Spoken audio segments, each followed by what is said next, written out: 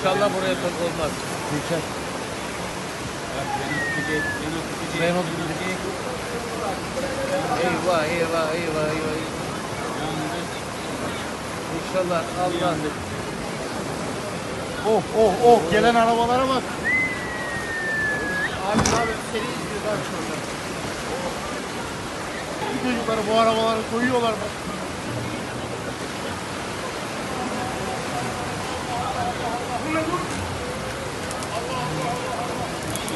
O paşa mı herhalde? Dolu araba geldi. Yolları tıkadı arabalar. Hani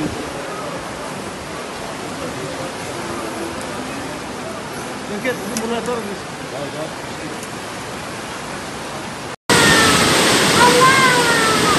Aha! Allah!